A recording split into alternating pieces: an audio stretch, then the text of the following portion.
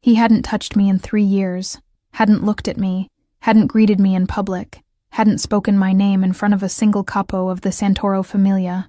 I was the wife the contract required, and the inconvenience he chose to pretend didn't exist. Until tonight. Tonight is the annual gala. Every ally, every enemy, every journalist on his payroll. And I stepped out of the car in white like the bride Luciano Santoro never asked for. The camera flashes devoured me on the red carpet. From the mezzanine, Luciano went still with the whiskey glass frozen at his lips, and didn't drink. At last, I had his attention, but I hadn't come this far just to have it. Chapter 1. The Night of the White Dress.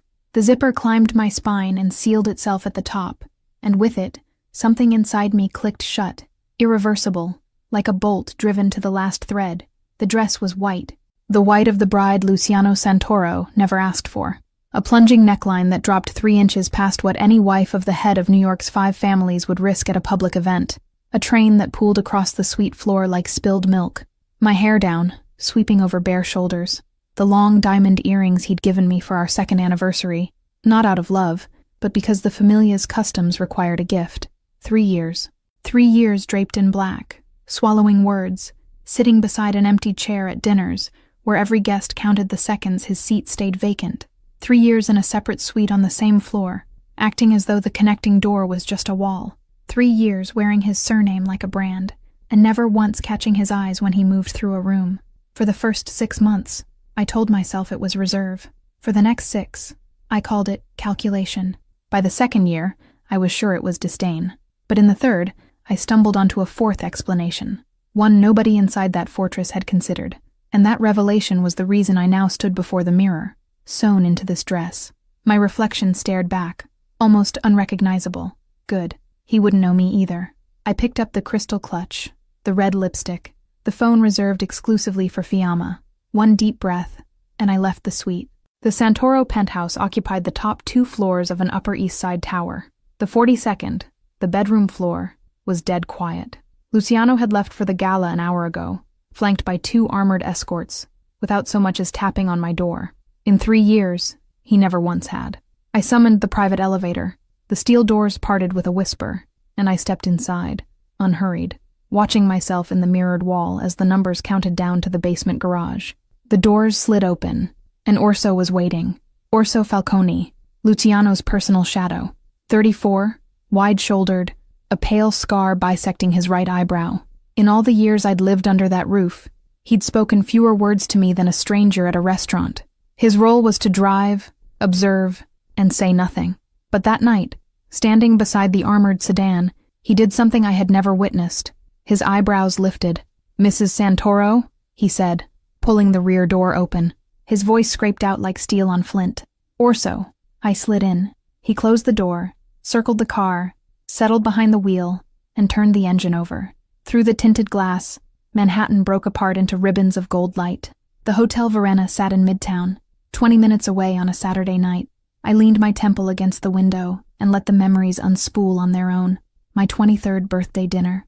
The penthouse dining room set for 2, his chair pulled out and waiting. He arrived at 3 in the morning reeking of whiskey and whatever deal had kept him in Atlantic City, and passed my door without slowing down. The trip to Sicily that first summer. He dropped me at a seaside hotel in Taormina for 5 days. No visit, no call. I flew back to New York with sunburned skin and a pride that had blistered worse.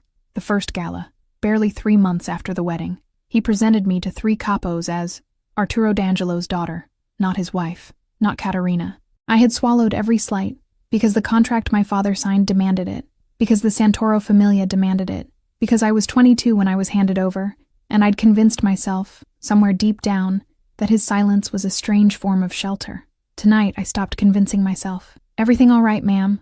Orso's gaze caught mine in the rear-view mirror. I raised my chin. "Never better." He said nothing more. The Hotel Verena appeared 2 blocks later. Red carpet unrolled from the curb to the entrance. A wall of photographers crammed behind velvet ropes. Orso pulled up, stepped out, rounded the hood, and opened my door in silence. I stepped out. The camera flashes detonated before my heel touched the ground. I set foot on the carpet, and the shouting erupted. My name, his last name, demands to turn left, right, to look up. No Santoro wife had arrived at a gala without her husband in 3 decades, and none had ever arrived in white. I walked slowly. I let every one of them look. I smiled at the lenses as though the contract I'd signed at 22 had been entirely my choice. The train swept behind me, the neckline carved through every flash, and my hair drifted in the warm draft rolling out of the illuminated lobby. I climbed the 3 steps and went inside. Fiamma stood in the center of the lobby, emerald dress sculpted to her frame, champagne flute balanced in one hand. Fiamma Conte, curator of the Conte Gallery in Chelsea, my closest friend since the day her gallery was folded into the Familia's laundering network, and the only soul on earth who knew what I intended to do tonight. She swept her gaze from my shoes to my hair, deliberately slow, and then her shoulders began to shake. "Katerina," Fiamma said, making no effort to lower her voice, "if he doesn't collapse on the spot, I'm funding your divorce myself. Not here. Anywhere I damn well please." She kissed my cheek and hooked her arm through mine. "Now move. They've been waiting for you 20 minutes and not one of them knows you're the one they're waiting for." The Verena ballroom lay beyond a set of tall mahogany doors, flanked by 2 security men in dark suits. They recognized Fiamma and swung the doors wide without a second glance at me. We walked through together. The room crashed over me, massive chandeliers descending from the ceiling, round tables layered in gold cloth, a string quartet murmuring in the far corner, 200 guests orbiting one another in tuxedos and couture, the Familia's press corps filmed from the mezzanine above. I felt the gazes land before I could pick out a single face. A silver-haired man froze with his glass halfway to his lips. A woman in red tapped her husband's arm. An older capo near the bar squinted, as though trying to confirm what his instincts already insisted was true. And up on the mezzanine, leaning against the railing, whiskey glass hanging between his fingers, there he was, Luciano Santoro, black silk shirt, the top 3 buttons open, sleeves pushed to his elbows, the twin crown tattoos winding up his right forearm.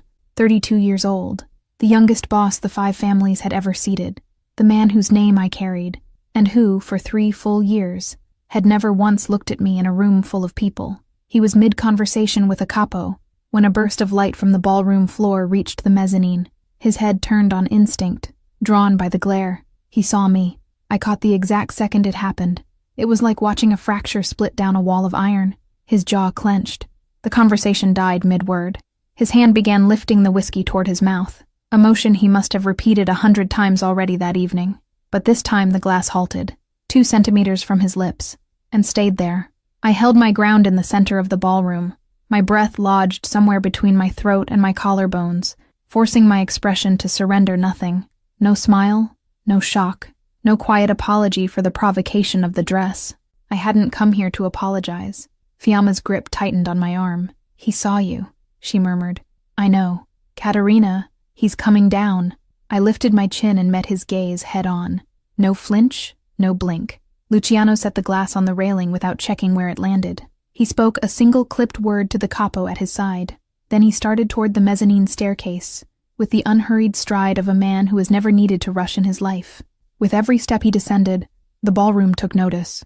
Heads swiveled, waiters rerouted, a capo stationed along the west wall, Carmine Santoro, Luciano's uncle, brother of the late patriarch, silver hair slicked tight and a suit far too expensive for a man who had never risen to boss, lowered his champagne to the table and stood perfectly still, tracking his nephew's every move as though measuring an adversary.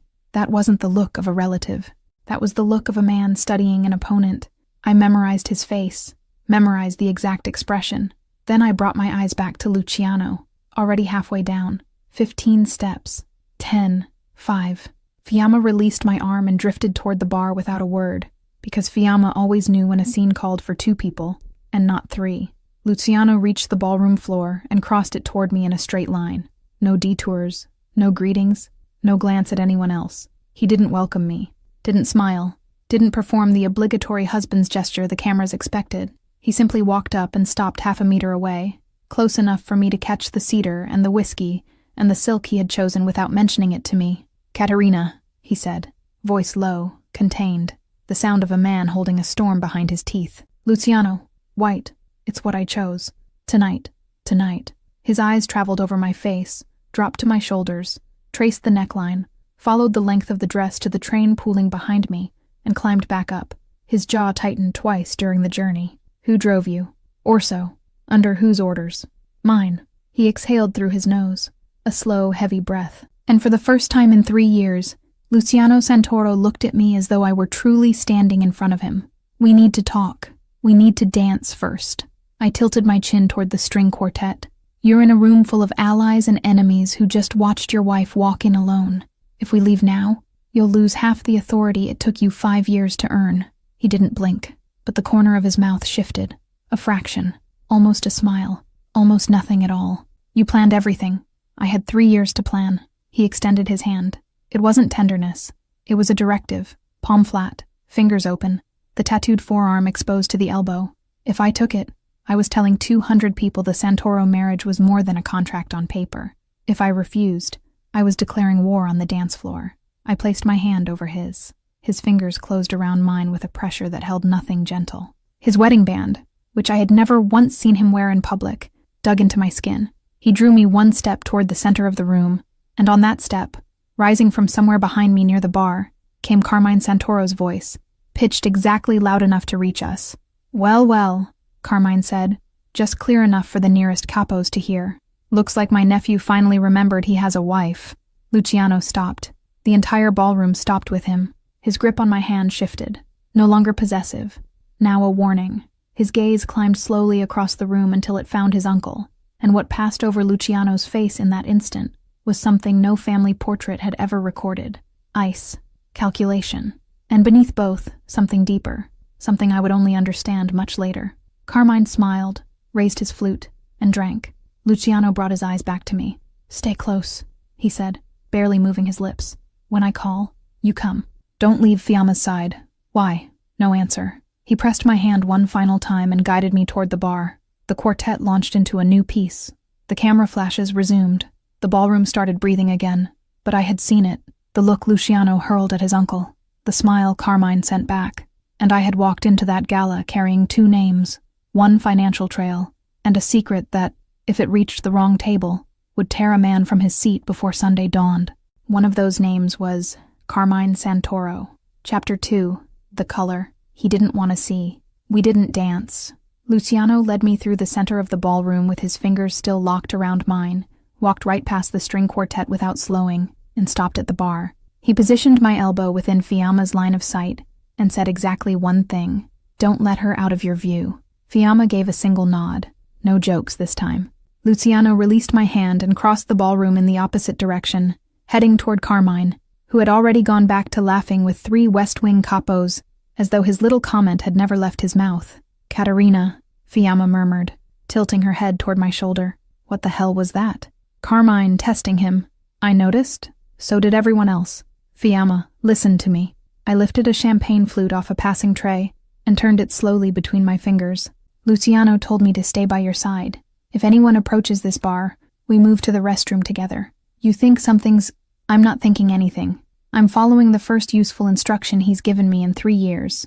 Fiamma let out a quiet laugh. A brittle one. The kind a woman produces when she understands the weight of the moment and chooses laughter over trembling. The ballroom kept spinning around us. I tracked every face that drifted through my field of vision. A North Wing capo deep in a tense exchange with a younger soldier. A woman in midnight blue studying my neckline with a mixture of admiration and resentment. 2 internal security men rotating positions near the main entrance. Then he appeared. Giuliano Della Rocca, 29, son of the Della Rocca capo from New Jersey, a family that had been aligned with the Santoros for 2 generations. He strolled up to the bar wearing a grin he'd probably been deploying since adolescence to charm his way into passenger seats and after parties. Pale eyes, a jaw too smooth, too unmarked, the kind of innocence that survives only when a father keeps everything sharp at a safe distance. "Caterina," he said. "Giuliano. My God, you... I what? You look different." I laughed. Not a real laugh. A brief, deliberate one. The kind a young, attractive, slightly guileless man would mistake for a door cracking open. Beside me, Fiamma nearly choked on her champagne. "Giuliano, you've known me since my wedding day." I leaned toward him just enough to shift the neckline into the edge of his vision. "This is the first time you've actually seen me. I always saw you." Beautiful lie. It's the truth. His voice dropped a register. "Luciano just never let anyone close." I arched an eyebrow. "Look around the room, Giuliano. Do you see him here?" Giuliano looked. Luciano was on the far side of the ballroom, speaking to Carmine in a register the surrounding capos couldn't reach. His right hand rested in his trouser pocket. I recognized that stance instantly, had watched it 100 times from my suite window. It was the posture of a man who was armed and cataloging every word. He's occupied, Giuliano concluded. Exactly. Caterina, I think— You think what? That this is moving a little fast. I tilted my head. A small surprise. Giuliano was either sharper than I'd assumed or more cautious, which, in this family, amounted to the same thing. Then stay 5 more minutes, I said. Finish that Monaco story your father cut short last time. That story. That one. He told it.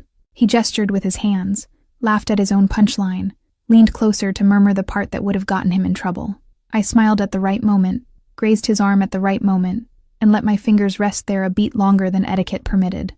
I knew exactly what I was doing. Across the room, the reaction I'd been waiting for began.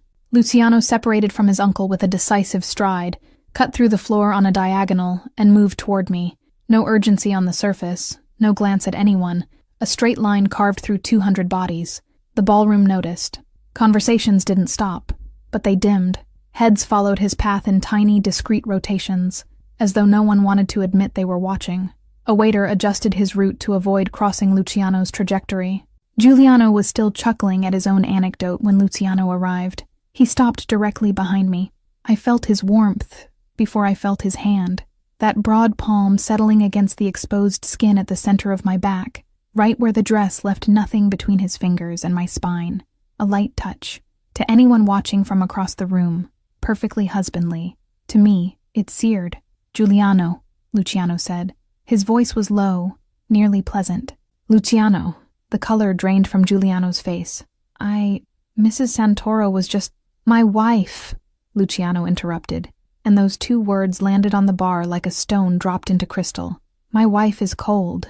In one fluid, unhurried movement, he slipped his jacket off and draped it across my shoulders. He adjusted the fabric with both hands, closing the lapel at the base of my neck, so near that his breath grazed my temple. There, he said, his gaze still fixed on Giuliano.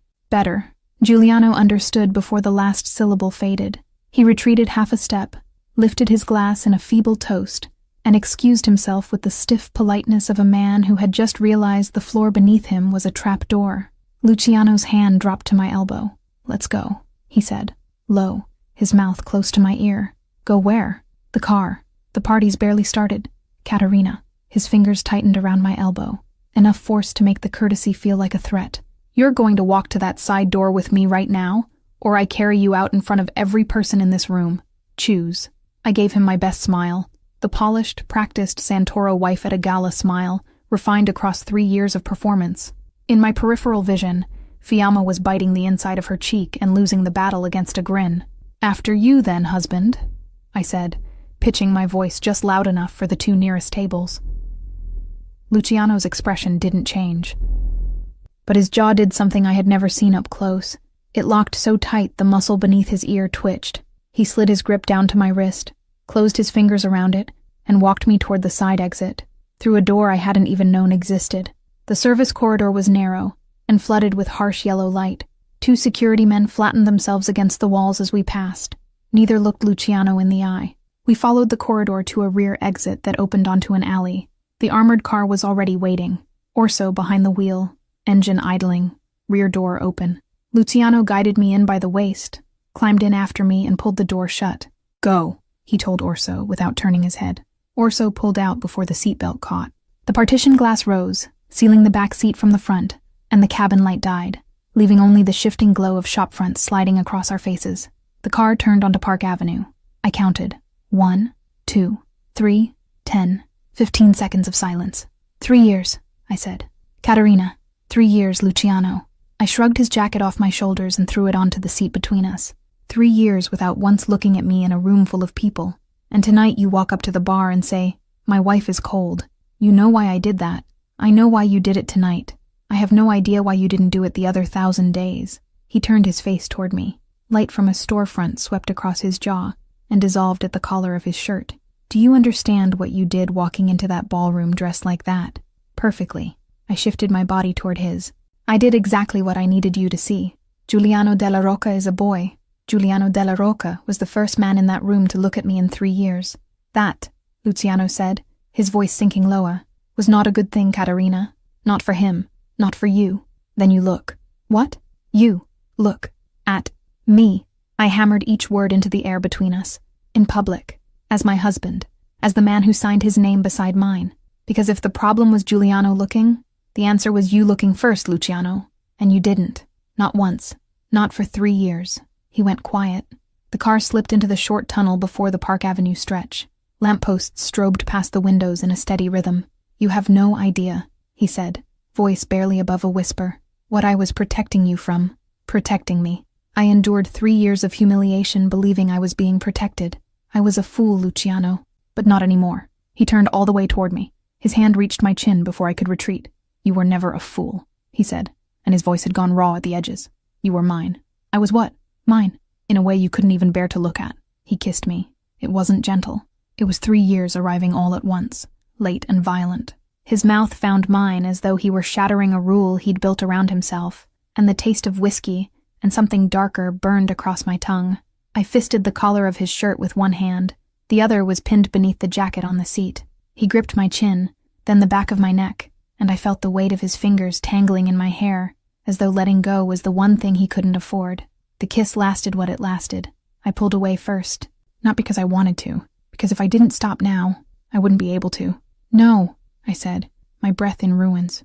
Not like this. He rested his forehead against mine. 1 second. Just one. Like this how? You want to kiss me because another man looked. I pressed my fingertips against his chest and pushed gently. Kiss me because you're the one looking, Luciano. Come find me when you know the difference. He pulled back. Neither of us spoke for the rest of the drive. Orso stopped the car in the 42nd floor garage and stayed behind the wheel. He waited for Luciano to open my door himself, which he did, wordlessly, like a man still deciding whether to fight or concede. I stepped into the private elevator first. He followed. The doors closed. The elevator stopped on 42. I walked out, crossed the interior corridor to my suite, opened the door, stepped through, and shut it hard enough to feel the frame shudder. I pressed my back against the wood and listened. He stood on the other side for exactly 7 seconds. No knock. No voice. Then his footsteps moved off toward the master bedroom. He didn't come after me. But for the first time in 3 years, I knew, felt it through the door, through the vibration of his breathing still hanging on the other side, that he had stayed. Chapter 3. The Unlocked Study. I woke up at the wrong hour in both directions. Too early for a Sunday. Too late to pretend I hadn't spent half the night with my ear tuned to the corridor between my suite and his bedroom. No footsteps returned. I checked twice.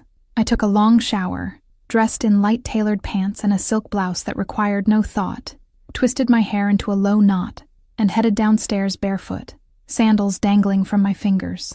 The penthouse split across the building's top 2 floors. The 42nd held the bedrooms and suites. The 41st held the living room, the library, his study, and the main kitchen. The interior staircase coiled down in white marble, and I descended it with firm steps, because I wasn't about to creep through my own Sunday morning. Luciano was in the kitchen, gray linen shirt, 2 buttons loose, hair still faintly damp. The newspaper lay open on the marble island, a coffee cup in his right hand, the tattooed forearm flat on the counter. He looked up when I walked in. Good morning, he said. Good morning. 3 years under the same roof. Maybe 6 Sundays when we'd crossed paths in this kitchen. Not once had either of us offered the other a greeting. I went to the machine, filled a cup, and leaned against the counter opposite him, the island between us like a negotiating table. You were up late, he said. So were you. I have Saturday night meetings. Interesting, I sipped, because last night you left the gala earlier than planned. He set his cup down, folded the paper, pushed it aside until it met the edge of the island. About last night. What about it? The kiss. I didn't blink. Which part? I crossed a line. You did. I'm going to make it right. How? He opened his mouth, closed it, opened it again. I don't know yet, he said. That answer, from that man, disarmed me for a full second. Luciano Santoro didn't say, I don't know. He assessed a situation and issued a command. For him to admit uncertainty in a kitchen, barefoot, with me standing on the other side of the island, was a rupture in the natural order. Orso materialized in the living room doorway, a black folder in his hand. Boss, the report. He glanced at me, then at the coffee, then back at me. Mrs. Santoro. Orso. He turned to leave, paused at the threshold without looking back. If you decide on black for the next gala, ma'am, the whole building would appreciate it. For the boss's blood pressure. He was gone before Luciano could respond. I nearly choked on my coffee. Luciano stared at the empty doorway with an expression I had never seen on his face. Something caught between surprise and reluctant amusement. I like him, I said. You shouldn't. He's the first person in this house in 3 years who's treated me like a living person.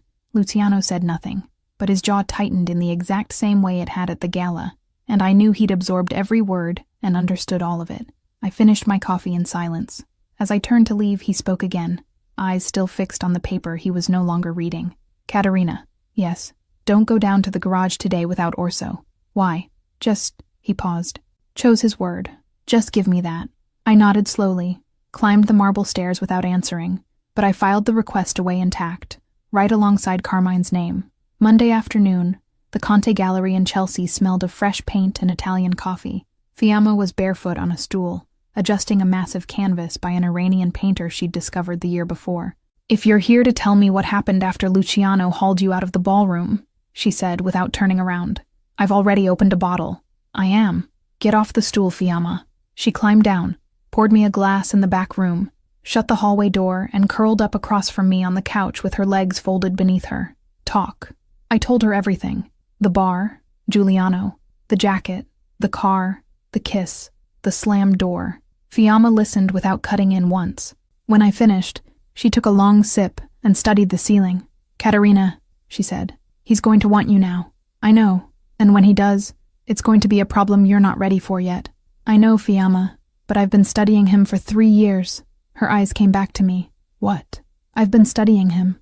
I set my glass on the low table. I memorized the capos' names, tracked the financial patterns of the galleries, yours included, learned what leaves the port, what comes in, who carries it, who signs off, studied the movements of the Biancos in Brooklyn and the Kovats in Queens. I haven't been silent these 3 years, Fee. I've been invisible. That's not the same thing. Fiamma stared at me for a long time. Does Luciano know? No. Are you going to tell him? Tomorrow. Katerina. Tomorrow, Fiamma. Because if I wait any longer, Carmine reaches him before I do. She closed her eyes for a beat, opened them. Carmine what? I'll explain later. Right now I need a favor. What? One of the Kovats is buying pieces through a Russian's gallery in Tribeca. Double laundering. I need the buyer's name and the date of the next delivery. Fiamma inhaled slowly. You've lost your mind. Completely.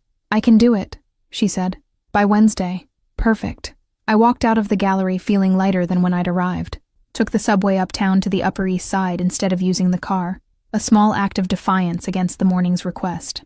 Wednesday night, I walked into his study without knocking. Luciano sat behind the dark walnut desk, a metal lamp casting light across only the right half of his face. White shirt, sleeves pushed up, 2 documents spread open, a glass of whiskey he hadn't touched. He raised his eyes when I entered. Katerina. I crossed the study, stopped in front of the desk, and placed a folded sheet on the wood. He looked at the paper, looked at me, unfolded it. 2 names, a date, a prediction.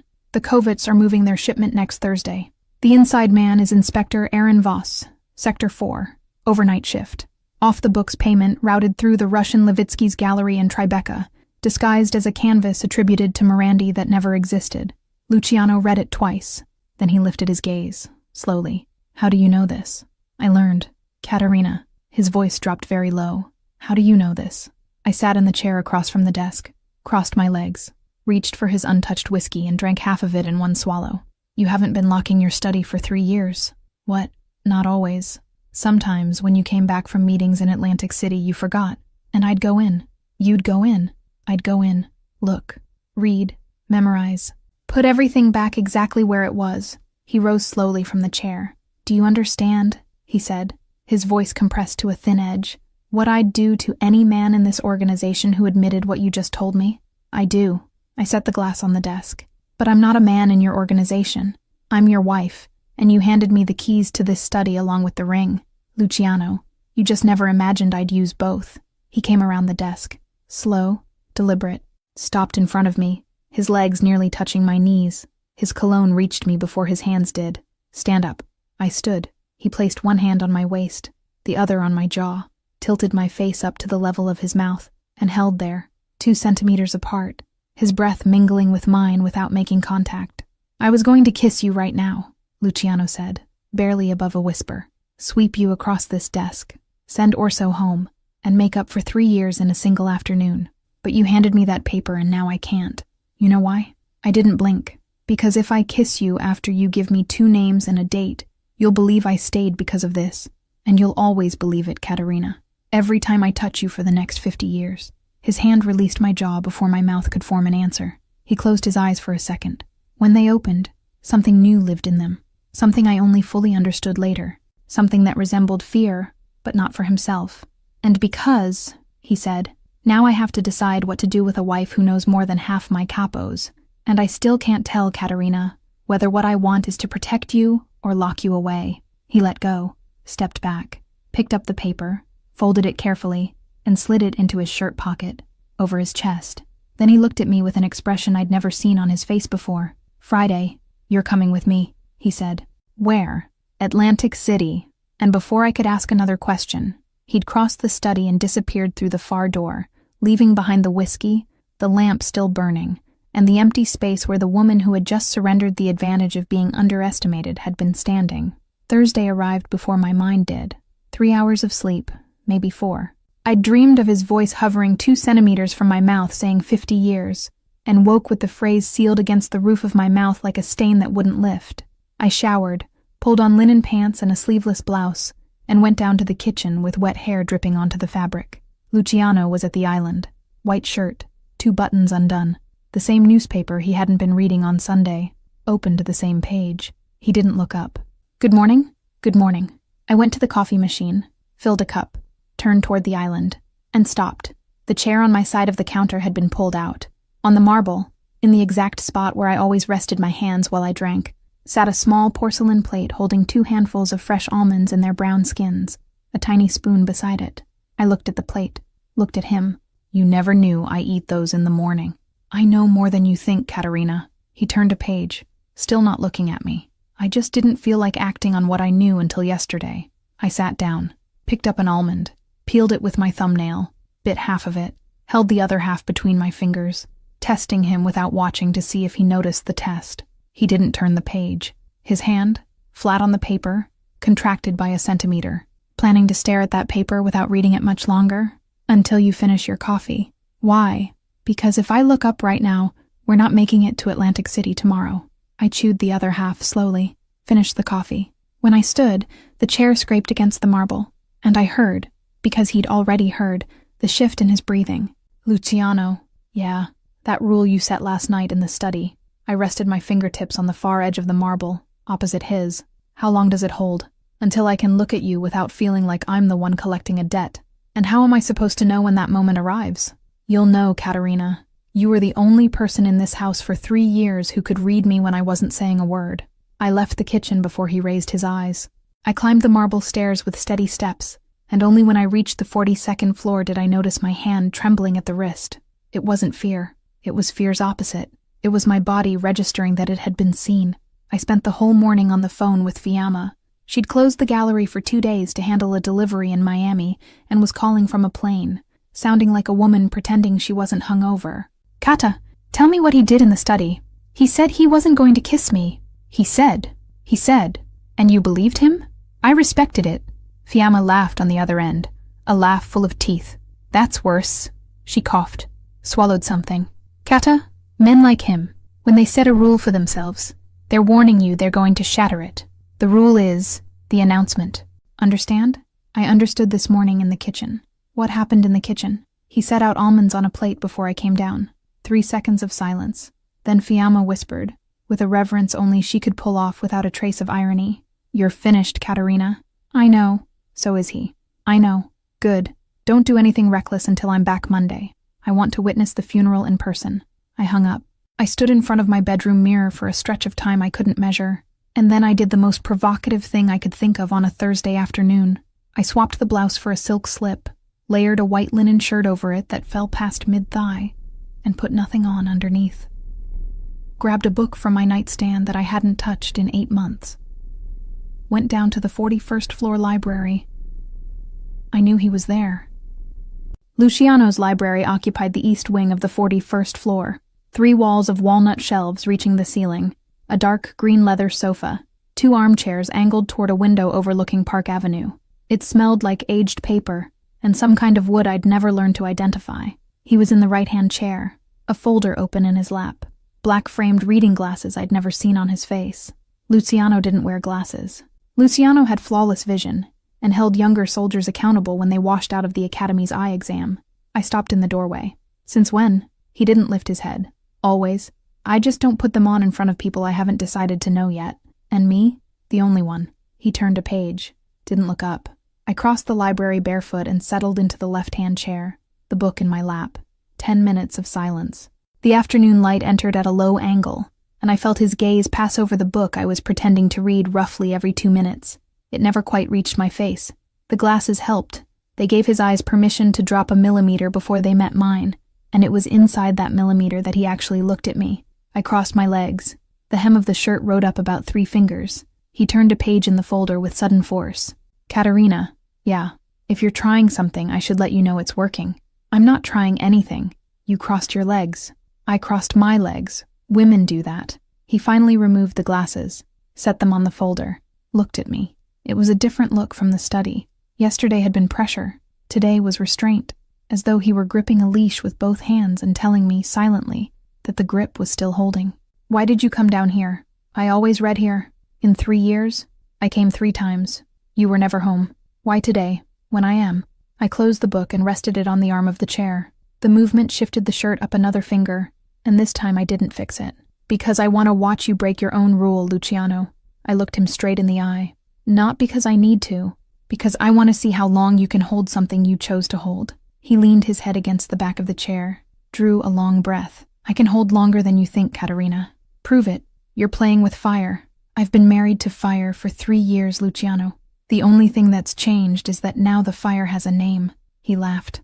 A short laugh, stripped of humor. The laugh of a man who recognized the argument and hated losing again. He leaned forward, elbows on his knees, and watched me from that low angle where he could see everything the shirt didn't cover. Stand up. Why? Because I need you out of this room before my rule stops belonging to me. I stood, walked slowly toward the library door, stopped at the threshold, looked back. He was still leaning forward, both hands clasped between his knees, his head hanging a fraction lower than usual. The posture of a man in the middle of deciding something. Luciano. Yeah, I'm going to take a shower. In my room. In my suite. Katerina, I'm telling you so you don't come down to the kitchen for the next 15 minutes. Consider it a courtesy. I left without waiting for an answer. Behind me, I heard the muffled crack of a folder being snapped shut, and it was the most satisfying sound I'd gathered in 3 years of marriage. I had dinner alone. Luciano didn't appear in the dining room or the kitchen. The housekeeper, a woman I saw twice a week, who had been with his family since before I existed, served me a plate of pasta with butter and sage, and mentioned that the master had requested his meal in the study. Thank you, Donatella. You're welcome, ma'am. She hesitated, straightened the napkin on my right side, which didn't need straightening. If you'll forgive the liberty, ma'am. In 16 years, I've never once seen the master take dinner in his study on a Thursday. I smiled at her over my wine. Thank you, Donatella. Neither have I. She left.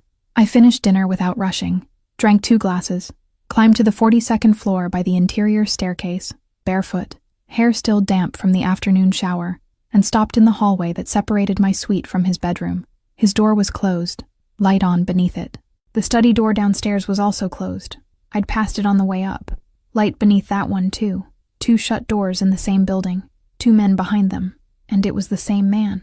I smiled at the wall. I went into my suite, closed the door, and lay down on the bed with the linen shirt still over the silk slip, removing neither, and listened to the penthouse. 10 minutes, 20, 40, footsteps in the hallway, his footsteps. I'd known them for 3 years, measured cadence, heel before toe, a slight drag of the left foot when he was tired. Tonight, he was tired. The footsteps stopped, not at the master bedroom door, at mine. I stopped breathing. He stood there for 7 seconds. The same 7 seconds from Saturday night. I counted again.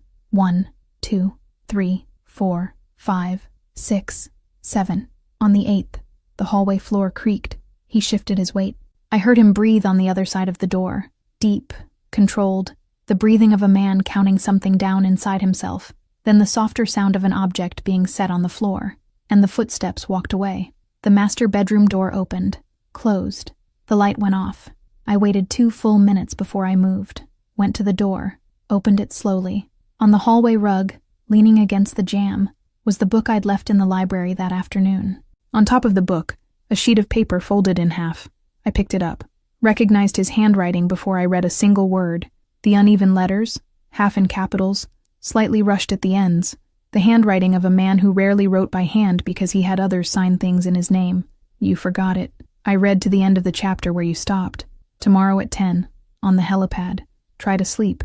L. I read it 3 times, folded the paper, rested my forehead against the doorframe, closed my eyes. At the bottom of the page, in darker ink and a subtly different hand, as though he'd returned to his desk hours later to add it, was a single word. No. Just that. No. I understood the instant I read it, because between this man and me, the language had already shifted from English to something older that neither of us had the courage to name yet. It wasn't a response to my provocation in the library. No, he hadn't broken his rule. No, he wasn't going to break it yet. It was his promise that when the break came, it would arrive in a way that a note slipped under a door was no rehearsal for. I closed the door, pressed my forehead against the wood from the inside. That night, I didn't sleep, but I didn't go to his door either. Something about that handwritten. No told me that when we finally crossed that hallway, it would be in the direction he chose, at the hour he decided, because Luciano Santoro had spent 16 years building a rule that governed everything except me, and now he was constructing a new one, and I was its only reason. I could wait. I'd waited 3 years for less. Chapter 4. The 2 Truths. Friday afternoon, the Familia's helicopter carried us from Manhattan to Atlantic City in 43 minutes. I'd dressed in black tailored pants and a red silk blouse with long sleeves. Luciano, seated beside me, hadn't spoken a single word since takeoff. He was working through 3 folders balanced on his thighs, reading, signing, passing them across to Orso, who sat facing us. When we touched down on the Le Couronne helipad, the warm Atlantic wind struck my face, and I remembered that this casino, the crown jewel of the Santoro operation, was the one place in the world I had never entered during 3 years of marriage. Luciano had guarded that threshold like it was his final line of defense. Now he was letting me through. The conference room occupied the casino's top floor, one entire wall of glass looking out over the ocean. 3 capos were already seated around the oval table when we walked in. I identified all 3 instantly, because all 3 lived in the mental archive I'd been building for years. Enrico Vaccaro, West Wing, 52, loyal. Matteo Rizzi, East Wing, 41, ambitious. And Dario Moretti, customs, 38, freshly promoted, the newest face at the table. Luciano gestured me toward the chair on his right. My wife will be sitting in. The 3 capos looked over. Enrico gave a neutral nod. Matteo blinked twice. Dario smiled, with his mouth only, not his eyes.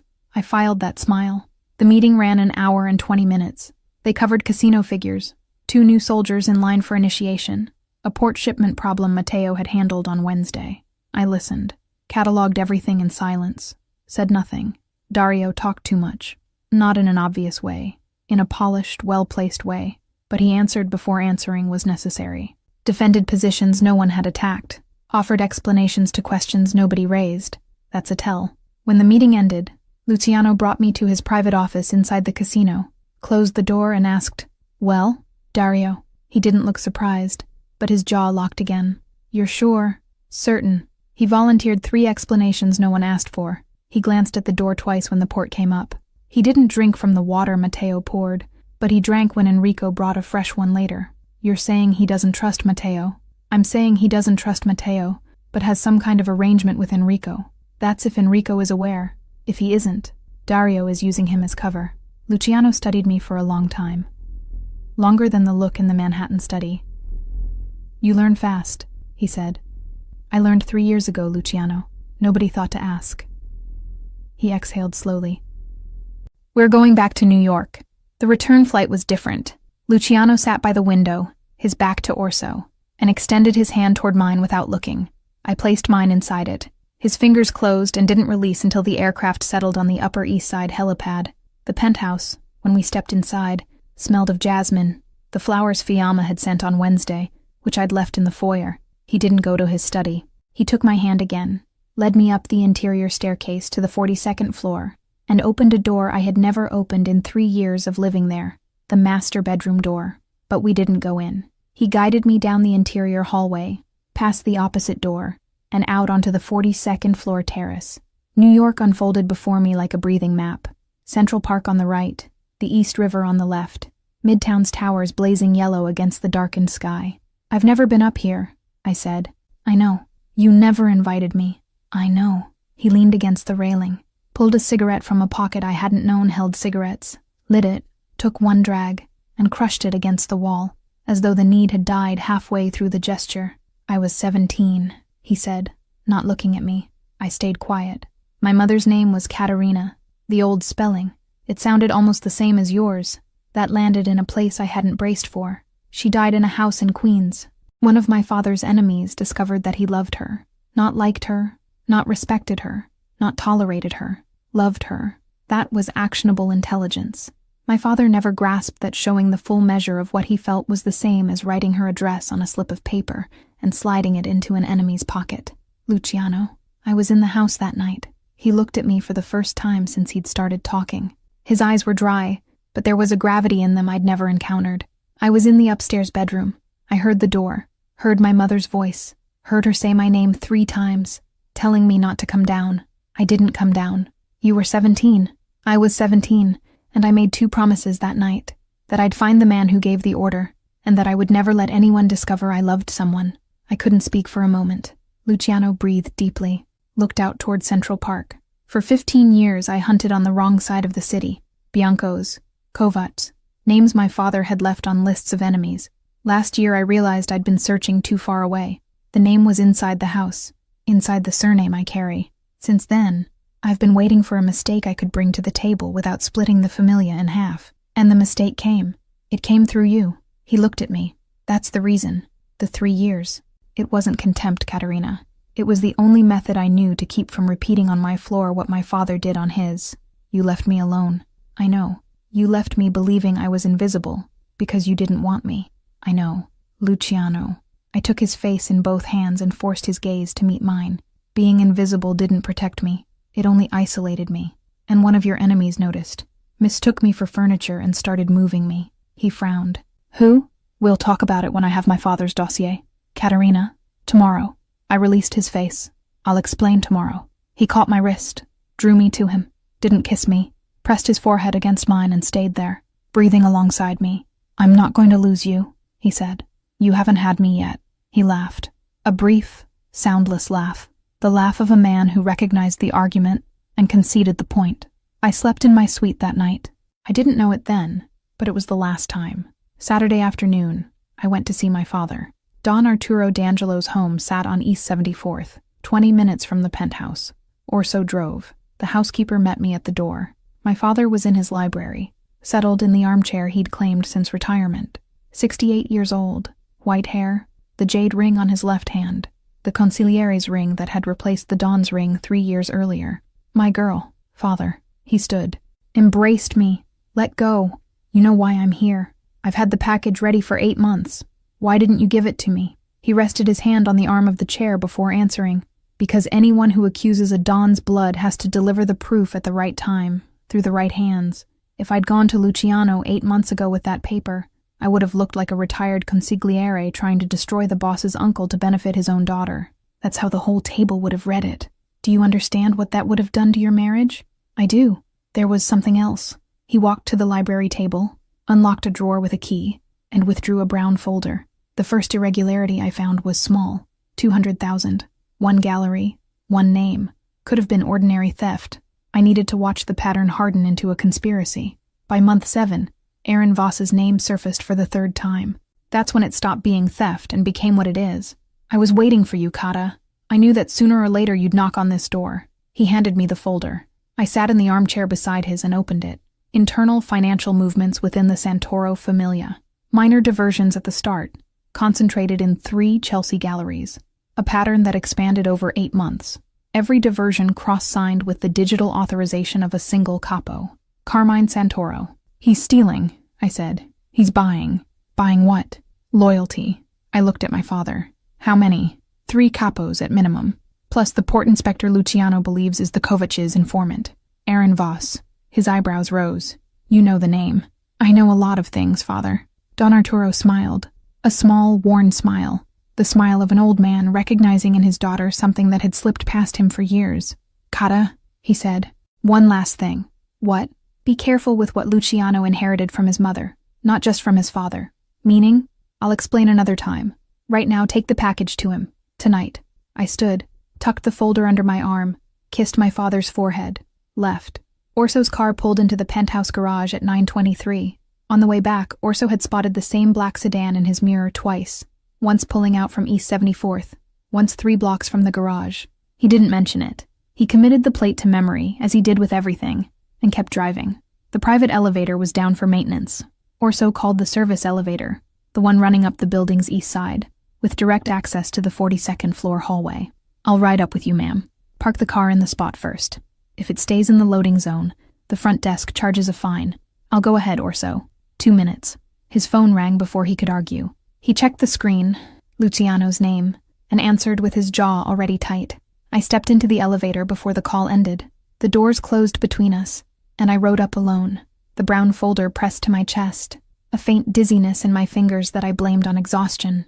The doors opened on the 42nd floor. The hallway was dim. The center light had blown, which never happened in that building. I stepped onto the rug, took 3 steps.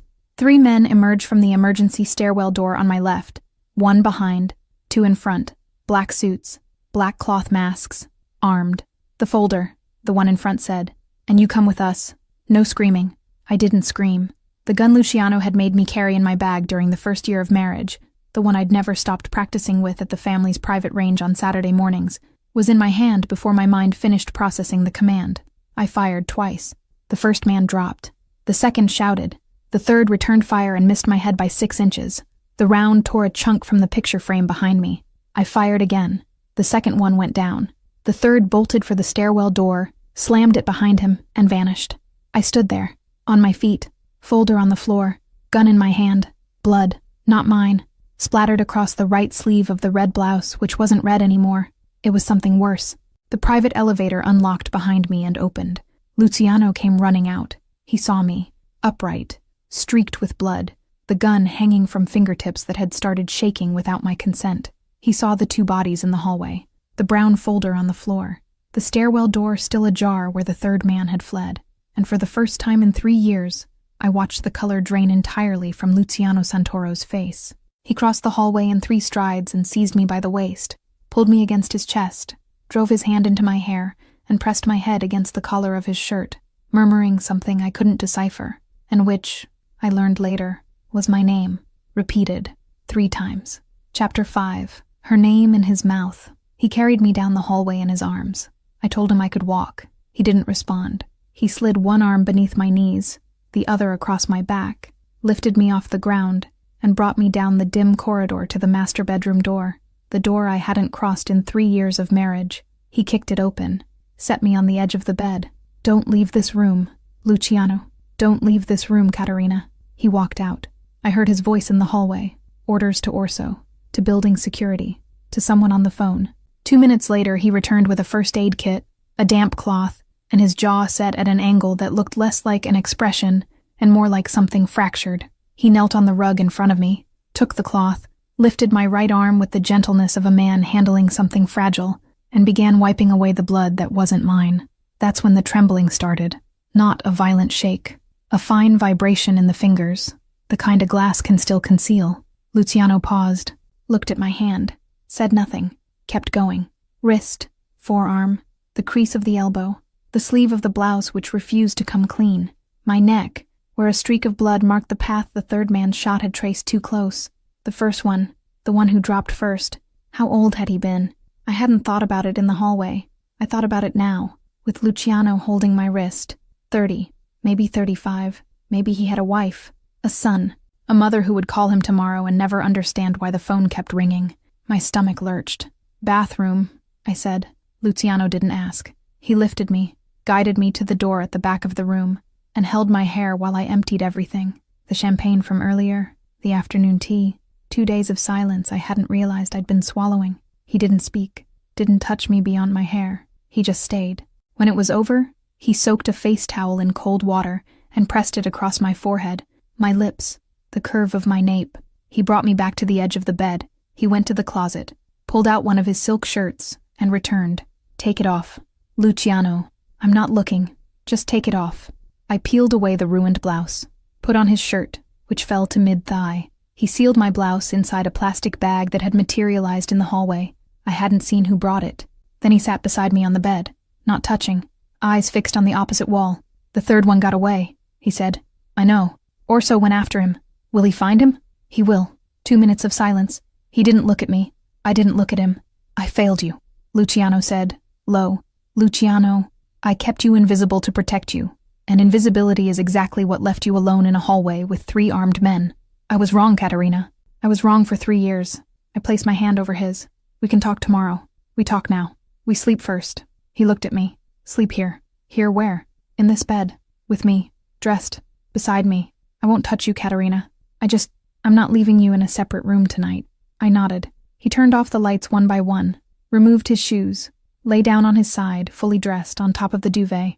I lay down on the other side, fully dressed, on top of the duvet, facing him. The brown folder sat on the nightstand at his side, untouched, waiting for morning. I fell asleep with my forehead against his chest, and his hand flat in the center of my back, clothed, on top of the covers, like 2 soldiers resting on the same watch. It wasn't his room, not yet. Luciano spent all of Sunday in meetings.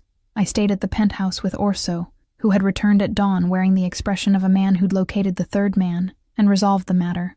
I didn't ask for details. Orso didn't offer any. Mid-afternoon, I went to the kitchen to make tea and found him standing at the marble island, eating a sandwich he'd assembled himself. "Ma'am?" "Orso. If you'd like to know, ma'am, the one from the stairwell won't be causing problems anymore." "I don't want to know." "Perfect." He chewed, swallowed.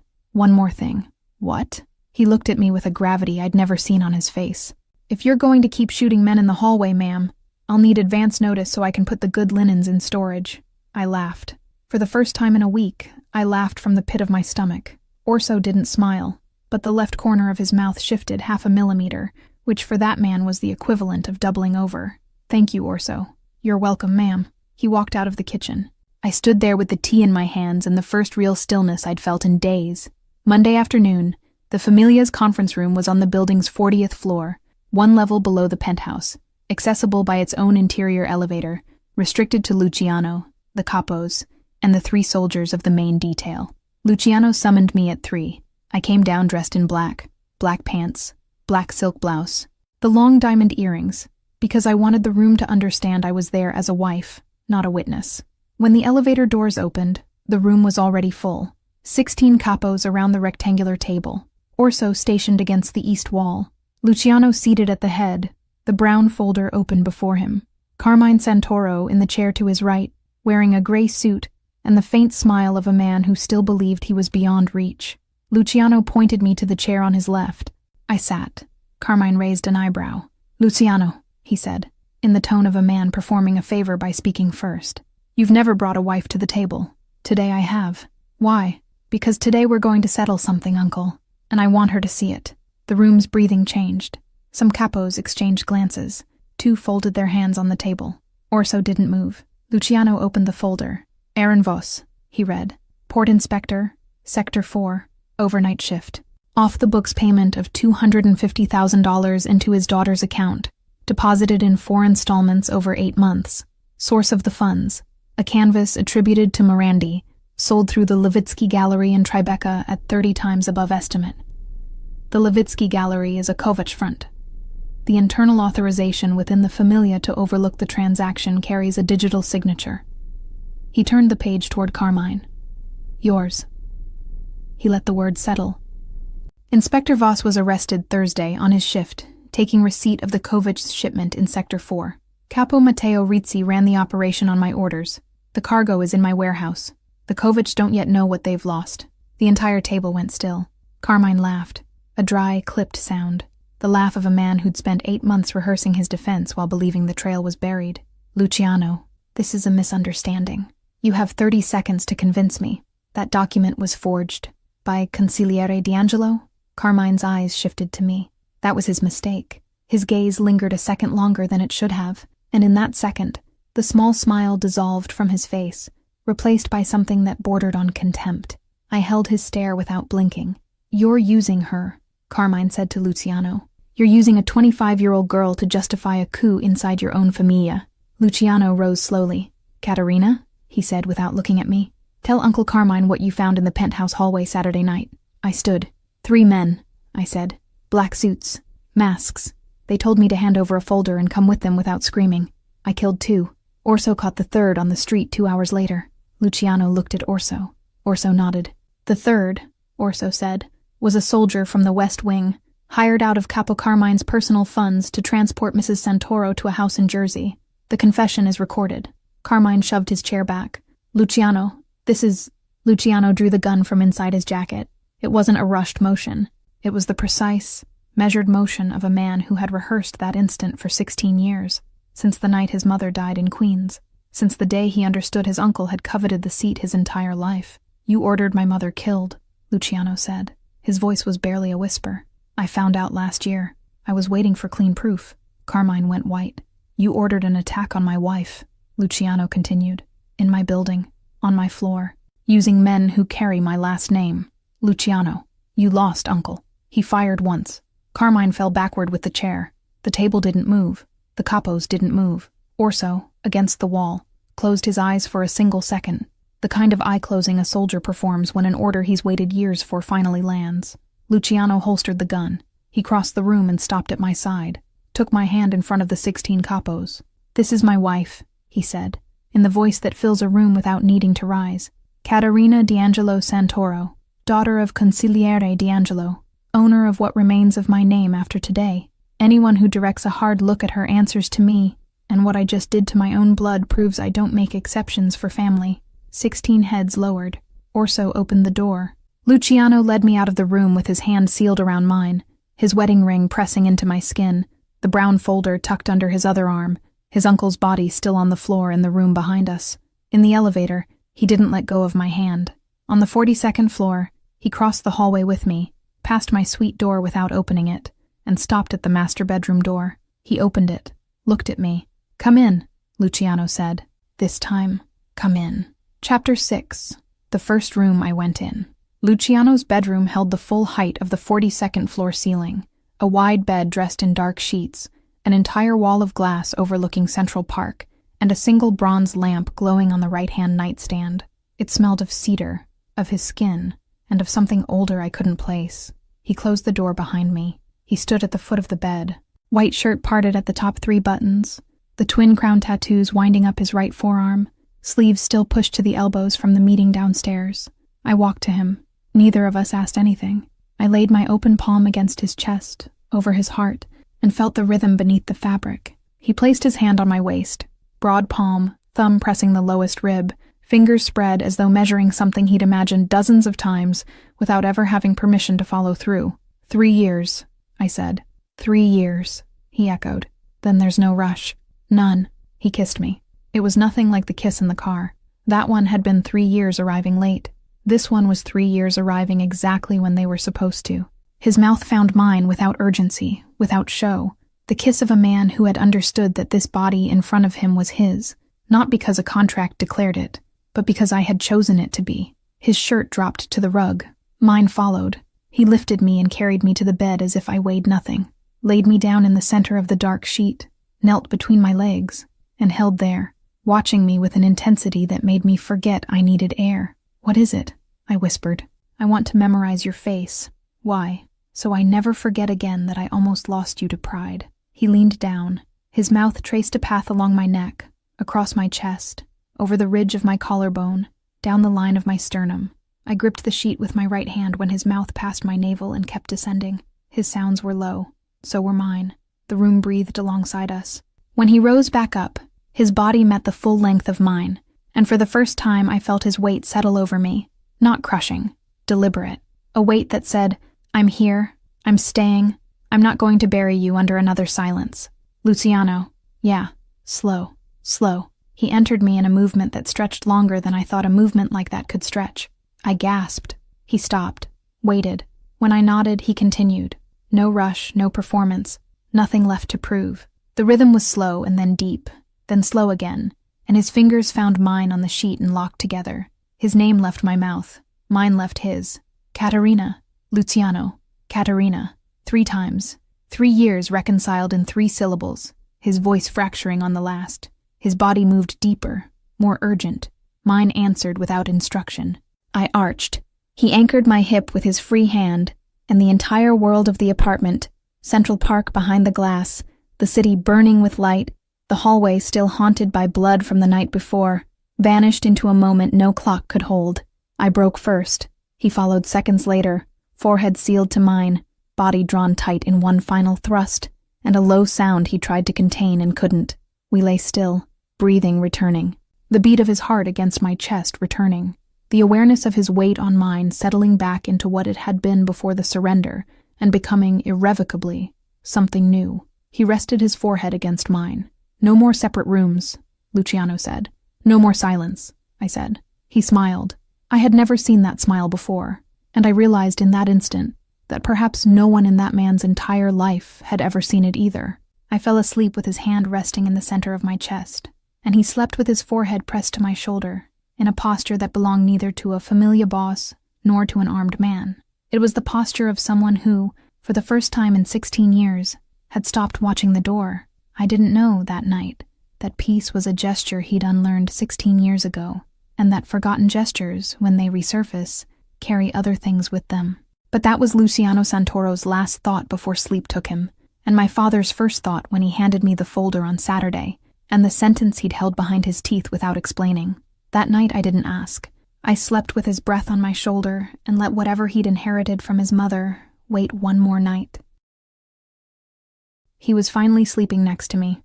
For the first time in 3 years and 6 weeks, I was at peace, until the night Luciano got the call and his face came apart in a way I'd never seen. He hung up, looked at me, said 3 words. Varga is alive. I didn't know who Varga was. I knew that for 15 years Luciano had been hunting a name the rest of the world had written off as dead. I knew his mother hadn't died on the orders of a single man, and that Uncle Carmine, whom Luciano had executed the week before, might not be the end of the tally. That same morning, I'd taken the test in secret in the bathroom. 2 lines. And the first person to find out I was pregnant wasn't my husband. It was the one person who could never, under any circumstance, know